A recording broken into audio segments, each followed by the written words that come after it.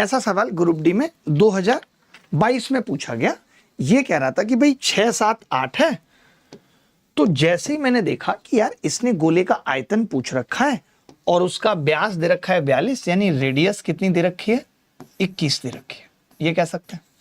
मैंने जैसे ही देखा, क्योंकि बहुत लंबे लंबे आंसर्स थे, लेकिन मैंने देखा कि यार यूनिट डिजिट 6, 7, 8, 7, मतलब यूनिट डिजिट केवल 2 ऑप्शन में तो है, बाकी सब में अलग अलग है।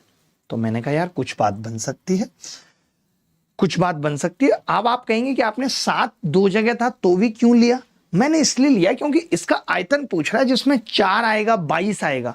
तो मेरे को ये डाउट है कि यार इस सवाल का उत्तर तो इवन होना चाहिए, इस सवाल का उत्तर इवन होना चाहिए। हमें ये पता होना चाहिए जब भी किसी गोले का वॉल्यूम पूछ रहा है, गोले का अगर वॉल्यूम पूछ रहा है या फिर गोले का अगर टोटल सरफेस एरिया पूछ रहा है दोस्त, तो मैं ये जानता हूं कि ये भी 4/3 पाई आर क्यूब होता है, ठीक है, और टीएसए भी 4 पाई आर स्क्वायर होता है, और पाई की जो वैल्यू है उसमें नीचे 7 आता है।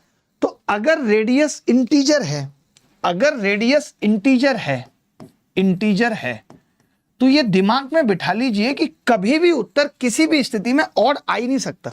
ये ऐसी छोटी छोटी बातें हैं जो हमारे दिमाग में हमेशा रहती हैं। मैं इसमें यूनिट डिजिट में जाने की बात क्यों कर रहा हूं? क्योंकि मुझे पता है इस सवाल का उत्तर कभी भी ऑड नहीं आ सकता। 4 है, 22 है, ऑड कैसे आएगा? आ ही नहीं सकता।